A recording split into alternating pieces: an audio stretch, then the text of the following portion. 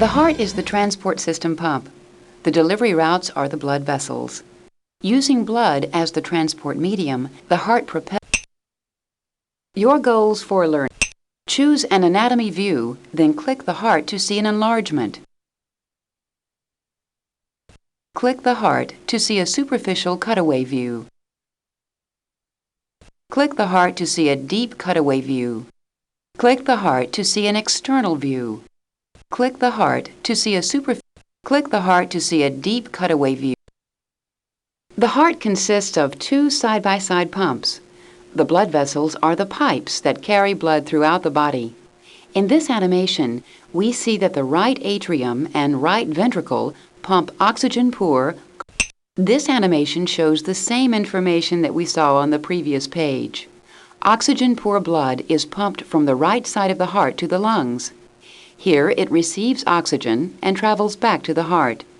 This pathway is a pulmonary circuit, so called because of the lungs. The pathway for the systemic circuit includes the entire body, as the left side of the heart pumps oxygen-rich blood out to the body's tissues and organs. After the blood's oxygen is depleted, it returns to the right side of the heart via the venous system. Let's take a look at a magnified view of the heart wall.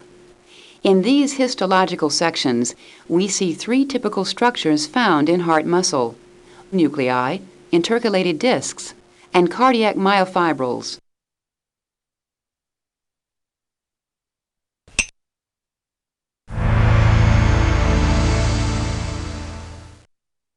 Hi, I'd like you to pay attention to the two kinds of cell junctions in the intercalated discs. The desmosomes, as you'll remember, are anchoring junctions that hold adjacent cells together. When the muscle cells contract, they pull on each other. If it wasn't for the desmosomes, the heart would literally pull itself apart in doing its job. The other type of junctions, the gap junctions, are important for a different reason.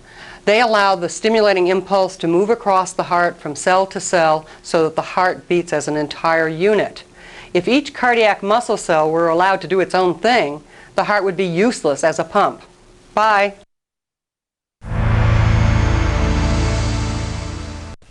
Here's a summary of what we've covered. To see the related outline from human anatomy and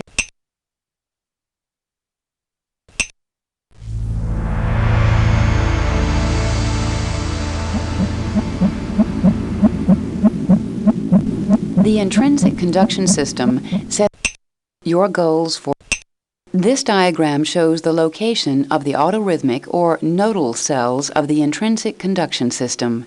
Here we see the SA node, internodal pathway, AV node, AV bundle, bundle branches, and Purkinje fibers.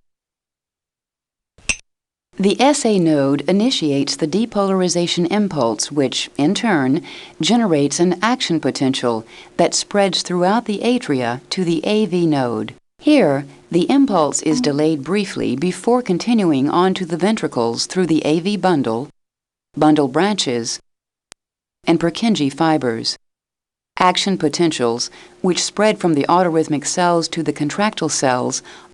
In this animation, we see heart electrical activity reflected in an ECG wave tracing. The P wave represents atrial depolarization, the QRS complex represents ventricular depolarization, and the T wave represents ventricular repolarization. Please note that in a normal ECG wave tracing, atrial repolarization is hidden by the QRS complex.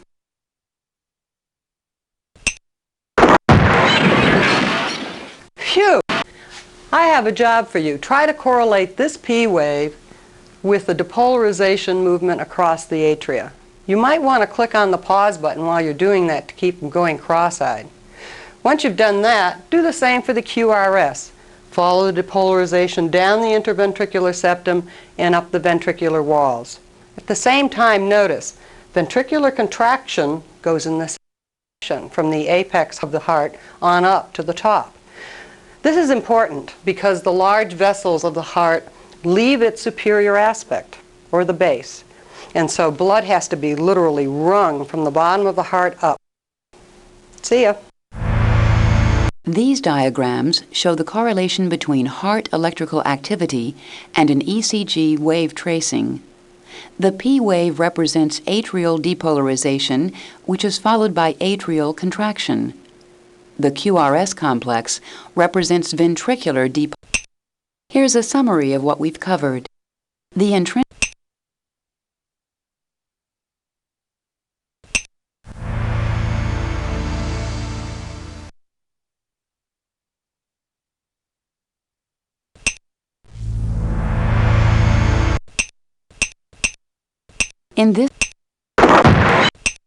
Here's a summary of what we've covered. The intrinsic conduction system initiates depolarization impulses. Depolarization spreads throughout the heart, causing a coordinated heart contraction. An ECG wave tracing records the electrical activity of the heart. To see the related chapter outline from Human Anatomy and Physiology by Elaine Merib,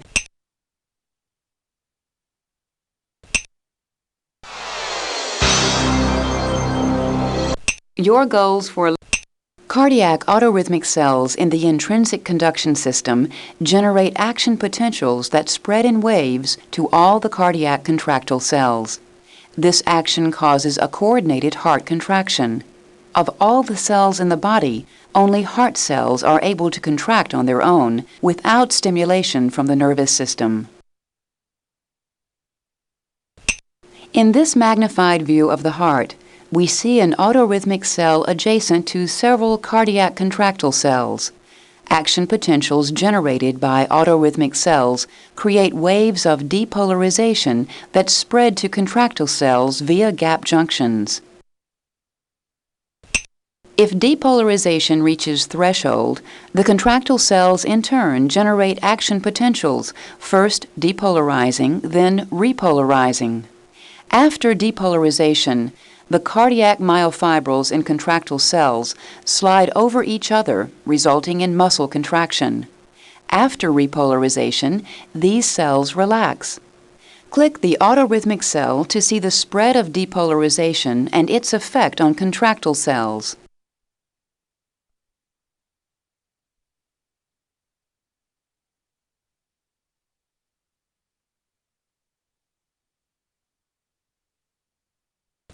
Let's explore the structure of an autorhythmic cell. In this diagram, we see the structures that are crucial for generating an action potential. Embedded in the plasma membrane, we see several protein channels that allow ions to move into or out of the cell. Sodium channels and fast calcium channels allow sodium and calcium to enter the cell, whereas potassium channels allow potassium to leave the cell. The movement of ions affects the membrane potential, the voltage across the membrane. The membrane potential is a result of the relative concentrations of ions along the inside and outside of the plasma membrane. If there are more positive ions outside the cell, then the inside of the cell is relatively negative, as shown here. If there are more positive ions inside the cell, then the inside of the cell is relatively more positive, as we'll see shortly. Many transport channels are voltage regulated, that is, they open and close in response to specific voltage levels across the membrane. The gap junction connects adjacent cardiac cells. This link allows ions to pass between cells, allowing a ripple effect of initiating depolarization in one cell and then another, and so on. Here's an overview of the initiation of action potentials in an autorhythmic cell.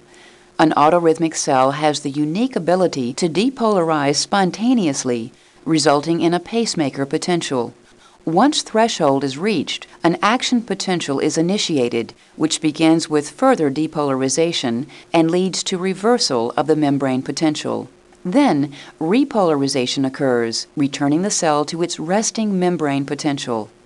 The cell spontaneously begins to slowly depolarize once again, and the sequence is repeated. The following screens show this process in more detail. Autorhythmic cells begin depolarizing due to a slow, continuous influx of sodium and reduced efflux of potassium. Click the sodium channel to begin this slow, spontaneous depolarization process.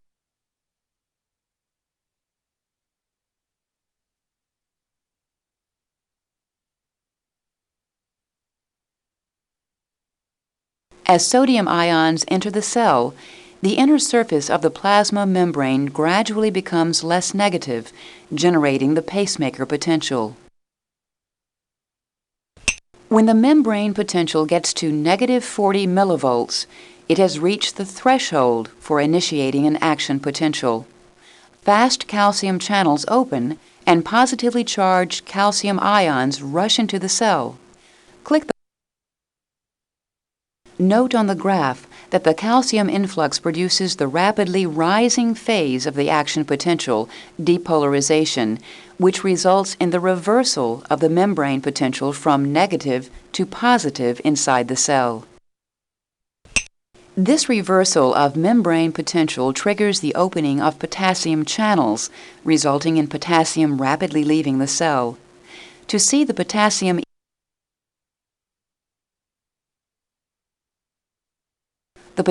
efflux produces repolarization, bringing the membrane. Now our story moves on to the cardiac contractile cell. This cell relies on the autorhythmic cell to generate an action potential and pass the impulse down the line before the cell can contract. Like the autorhythmic cell, it has protein transport channels, but they are slightly different. Gap junctions link autorhythmic and contractile cells and link contractile cells with each other. Notice the sarcoplasmic reticulum, or SR, which is a storage site for calcium.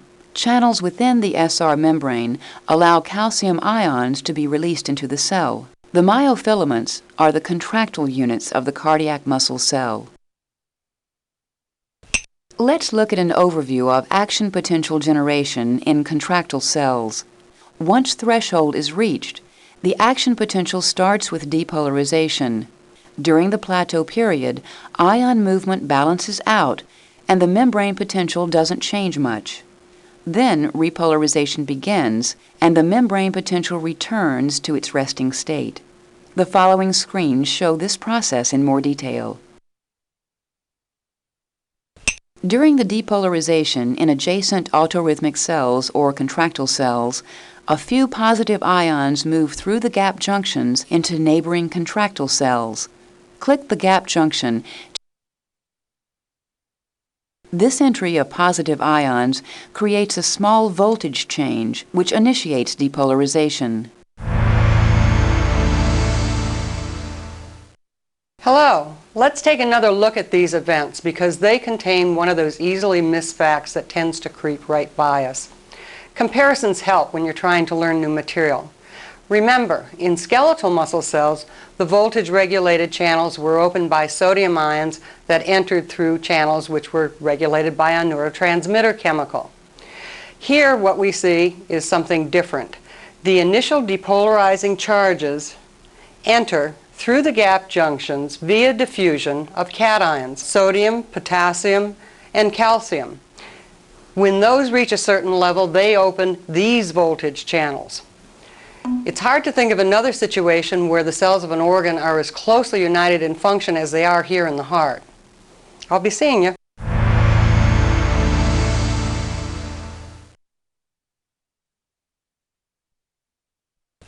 This voltage change stimulates the opening of voltage-regulated fast sodium channels. To see depolarization and the reversal of membrane potential, click the sodium channel.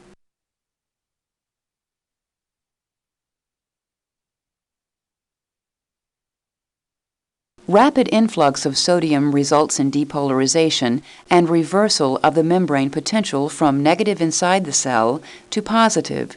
Recall that for the autorhythmic cell, it's the rapid influx of calcium and not sodium that causes depolarization. Depolarization also triggers the opening of slow calcium channels, allowing calcium to enter the cell from the extracellular space and sarcoplasmic reticulum. At the same time, potassium efflux begins. Click the calcium channel to see the slow calcium influx briefly balances the early potassium efflux, producing a plateau in the action potential tracing. Although not shown there, the calcium inside the cell initiates cell contraction. The calcium channels close while more potassium channels open, allowing potassium to quickly leave the cell, resulting in repolarization. Click the rapid potassium efflux results in repolarization, bringing the membrane potential back down to its resting level, with the interior of the plasma membrane more negative than the exterior. Click the autorhythmic cell to see the action potential wave along with corresponding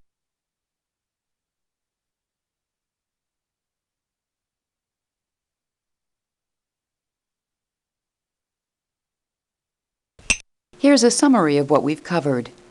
In autorhythmic cells, the pacemaker potential is due to the influx of sodium and reduced efflux of potassium. This triggers an action potential.